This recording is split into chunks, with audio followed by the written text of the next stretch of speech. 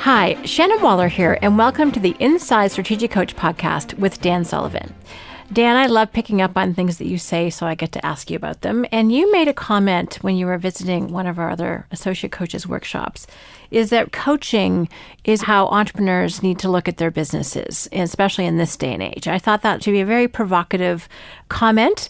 So can you explain what you mean when you say that coaching is really what all entrepreneurs need to be doing at some level? Yeah, and I should tell you that this insight has come largely from my collaboration with Peter Diamandis and the Abundance 360 project, which is a ongoing educational structure that happens live every January for 3 days and then on the internet. And it's introducing entrepreneurs in Strategic Coach program with some insights about the cutting edge of technology as it's taking place all around the world and the impact that the technology is having on every business that our Strategic Coach entrepreneurs are focused on.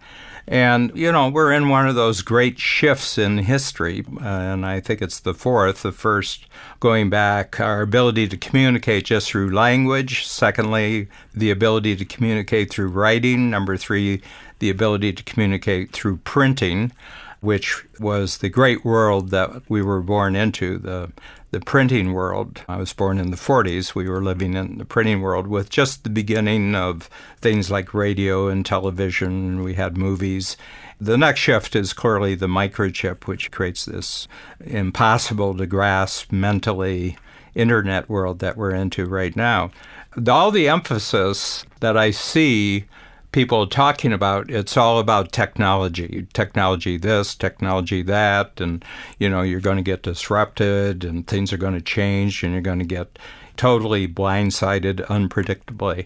It's a big scare story, but most of the people telling the scare stories are getting paid for telling those stories, and they're selling a new technological device or system or anything. So as I was going along, because my whole background and all the work is actually creating another kind of exponential, not a technological exponential, but a teamwork exponential. And actually, I think that the teamwork among human beings is actually a greater exponential than technological. As a matter of fact, I told Peter Diamandis, I had podcast with him yesterday, and I said, you know, I can make a case that it's not humans who are trying to keep up with technology. I actually think it's technology that's trying to keep up with people.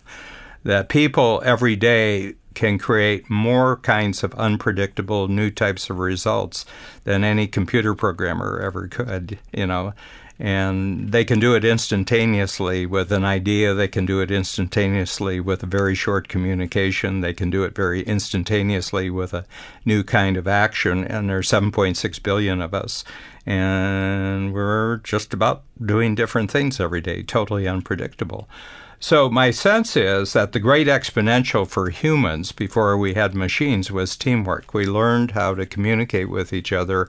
And instead of having to do everything ourselves, we created these finer and finer, more powerful forms of division of labor that were within teamwork. And the kind of teamwork that operates on a daily basis on the planet now is just inconceivable. The big problem is it's not measurable the way that technology is. There's ways of measuring digital activity. There isn't any way of actually measuring teamwork, you know, because 99% of it is not visible at all. It's 99.99999, you know, so it's just incomprehensible how much communication and teamwork is going on among humans everywhere. So my feeling is that these are disconnected universes. My feeling is that the universe of exponential technology is totally ignorant of the exponential activity of human teamwork. And I would say the reverse is true, that the exponential growth of human teamwork is largely ignorant about the growth of technological exponentials. Okay, so you got these accelerations going in all directions, and what it creates in the middle is an enormous amount of confusion, conflict, complexity, complication. And I would say that almost any business in the world that's not in the teamwork business and not in the technology business makes all their living out of the complexity, confusion, and conflict that's in the middle. We all make our money by taking confusion, conflict, and complexity for an individual customer and turning it into simplicity and clarity. And if we do that, it's coaching. So my feeling is that I was on to coaching early in the 1970s, right at the big upswing in the microchip age, because I just had an instinct the moment I heard about the microchip.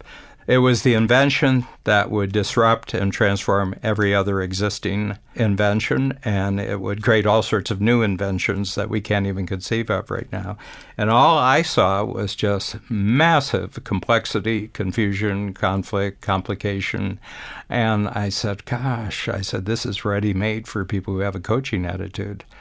Okay? And the reason is that each individual on the planet really, really doesn't pay much attention about the future of anyone else except themselves. And so my feeling is that if you can get any individual clear about their future and you can show a game plan, help them construct a game plan where they eliminate their dangers. This is the DOS approach. They eliminate their dangers, they maximize their opportunities, and they multiply their strengths. They're as happy as can be, and it doesn't matter what happens in this exponential call to other people's teamwork or what happens in the entire technological universe. They're happy, and if they renew this every quarter, for the rest of their lives, they're going to be happy all the time, regardless of what's going on in the world. And therefore, you can do this for one person, you can do it for 10 people, you can do it for 100 people, 1,000, 1,000,000, and everything like that. And every business is either going to be good or bad, depending on whether its impact on its customers makes complex things simple, makes confusing things clear, and makes conflicting situations they feel confident about it. So coaching is about where these three things are missing: simplicity, clarity, and confidence. That's coaching. I don't care what business you're in. I don't care if you're a greengrocer or you're an architect or you're a bookie. I don't care. I don't really care. You're a hedge fund manager. If you're not coaching, you're adding to the problem. You're not solving the problem. So my feeling is that the great new addition to society that happened as a result of the industrial economy, middle of the 1800s, going right up until 1970s, 1980s, was the industrial economy and management, layers and layers and layers of management. I think GM at one time had 19 layers between the CEO and the factory worker before the person in the plant.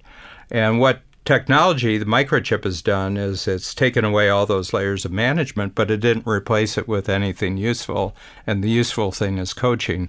And I just noticed, Strategic Coach, we just went through a 3-year process of switching our entire database and everything related to our marketing to Salesforce, a massive exponential technological system.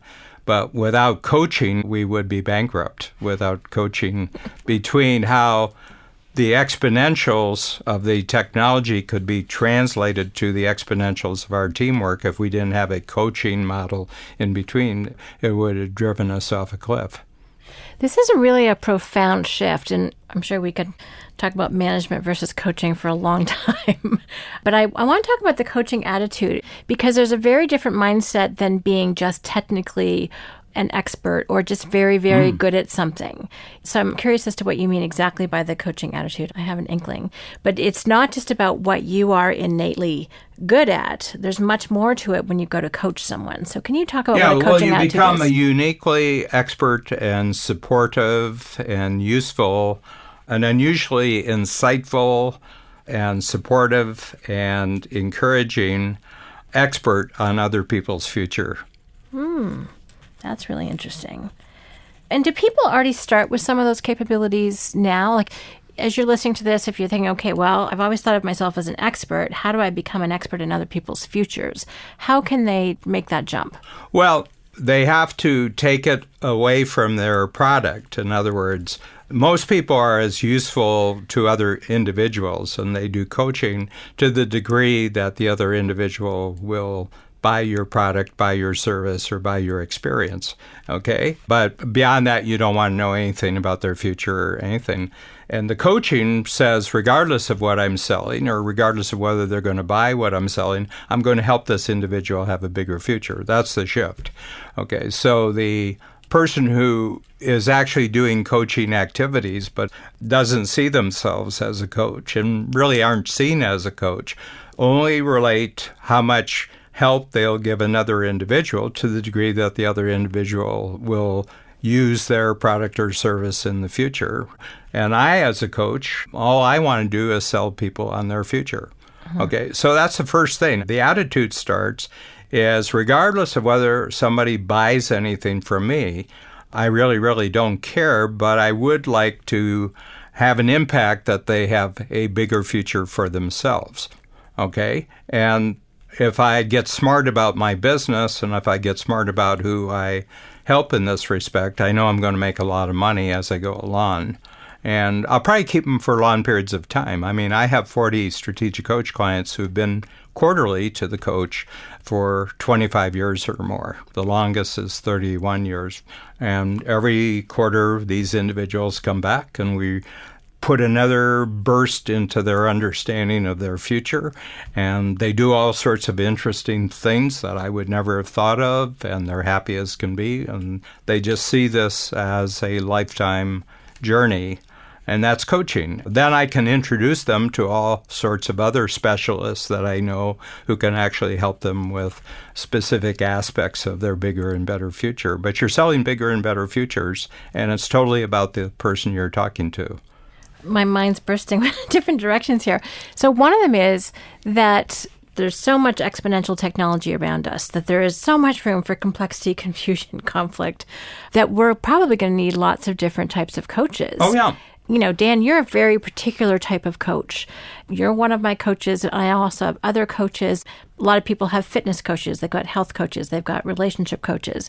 So what I love about this is that it's a very multiplier universe. It's not just limited to one coach. Depending on what parts of your life you want to grow, there's lots of room for different people to show up in their areas of expertise as long as they can help you make your life better in that particular area. Mm-hmm. Yeah, and the other aspect about this is to be a good coach to others, you have to be coachable by other people. So coaches who are not coachable are worthless because they're not grasping the essential activity that's actually taking place. And the other thing is that people want to check you out for integrity. So you're preaching something, but you're not practicing the thing that you want them to pay for. Okay, and people pick up on this, and you get rejected really fast, and the word goes out that you're a phony, to this. But the other thing is, think of it this way, 7.6 billion people, and each of them has a unique notion of what bigger and better for them is in their future. So the degree that you have expanding aspirational human futures, that tells you how many coaches can be possible in the world. Right. Seems kind of infinite. Well, it is, and it's exponential. It's exponential. So once you grasp the mindset that you're going to help a person create a bigger and better future so that they feel confident about it, and you don't hold as a condition for doing that they have to buy your product or service. I mean, we've had 19,000 entrepreneurs in the program who've actually paid us. But at the same time, I bet our influence is easily 10 or 20 times that of people that we've just given them our principles in book form, audio form, like we're doing right now. And we're saying, we just like you to have a bigger and better future. I just think that your life will be better, people around you will be better if you have a bigger and better future that you feel clear, simple, and confident about. And my job is just to constantly create a greater growth of this clarity, confidence, and simplicity in the world so that lots of good things happen. And people aren't overwhelmed by technology. They're finding technologies and exponentials that are good for their expanding teamwork. But the other thing that you want to be clear about as a coach, you understand that the problem is being caused by the confusion, the conflict and the complexity caused by exponential technology, and you're preparing people to actually create exponential teamwork using the best of the technology that's coming across. And it's your talking to them and creating thinking structures and thinking process which allows the best of one exponential to impact positively on the other exponential. So my feeling of the future of the world, it just has three layers. It's got exponential technology, doing things for its own reasons. It's got exponential teamwork involving 7.6 billion human beings at the bottom. And then the medium is a growing coaching capability. And technology does not coach people on its use. No, it really doesn't. And what strikes me too, and it's been our experience with a lot of our clients, is as they pursue, selling their product, service, or experience, they're actually giving the coaching away for free. Mm-hmm. So many people are already doing this, but they don't actually recognize or see the value of it. And yet it's actually through the coaching that the person sees, oh, this is what will make my future better, or this is what will help eliminate one of the areas of complexity in my life. So, I think lots of people are natural coaches. They just don't appreciate that that's what they've been doing. Yeah. The fact of it is that a lot of people are great coaches without seeing themselves as that. Really first-class political leaders are actually great coaches. They're providing context so that people can actually understand what's going on, so that they don't have to spend a lot of time thinking about what everybody else is doing, that they feel confident just to pursue their own life. We're all very highly specific, and we're very, very particular just about what's important to us in our lives. And, there's maybe 20 people who are just crucially important to us, and the rest of it is just people, And as long as our 20 people are moving forward, we're happy as can be, regardless of what is happening with all the other people. We can't think beyond that. I mean, we have an idea that we can think further than that, but it's just an idea. We actually don't have any ability to do that. It's okay. It's okay. Nobody has to be in charge of this. We're all in charge of it. Mm-hmm. Yeah. Dan, our last point here, in terms of how people can take action on this, one of the things you say about coaching, we say about coaches, is a really great coach asks really good questions. Yeah. So what are some things that people can do to actually kind of explore this idea of perhaps being a coach if they have not thought of that before? I think the Dan Sullivan question is the primer for coaching in any activity, and that is you say to someone, look, if we were having this discussion 3 years from now, and you name the date, 3 years from this calendar date, and you were looking back in that conversation, back to where we are right now, what has to happen over that 3-year period, both personally and professionally, for you to feel happy with your progress? And one of two things, they'll answer the question or they won't. If they don't answer the question, they really don't want you in their future. If they answer the question, they're saying, if you can be really useful to me in my future, I'd like to have you along. And then they tell you, and that's reality. That's reality, their answer. And then you can frame it in terms of what are the dangers that you have that, have to be eliminated for you to be happy. Opportunities have to be captured and maximized for you to be happy, and strengths are constantly multiplied for you to be happy. And that's reality. And that's a total reality in terms of the world. And then you've already given them an enormous value because you've allowed them to articulate the best, bigger, and better future will be for them 3 years out. And then you can say, well, there are certain areas that I can help you with. And maybe they'll say, well, could we do this every 3 months? And that's the model that we created, because things change. You make progress. You get frustrated. You get blindsided by certain things. You build it back into the best in future plans. So it's a very simple model right at the center, and you could do it regardless of who you are. I don't care what profession. My dentist, who was in the program for about 10 years from now, I went in and got all my teeth redone and got caps and everything else. I came in, and she said, Dan, I'm going to ask you a question. If we were having this discussion not 3 years from now, but a year from now, what has to happen to your dental health and for your feeling of confidence about your appearance and your ease with which you can smile and show your teeth? What has to change for you to feel happy and confident about your teeth? And I sat there and I talked for him, and she says, well, that's what we're going to work on. We're going to work on that vision. I came back next time and she showed me what my vision looked like. She actually had created a model. And she says, now it's going to take about 6 or 7 steps to get there. And I'm going to guide you and tell you why each step relates to what you said a year from now.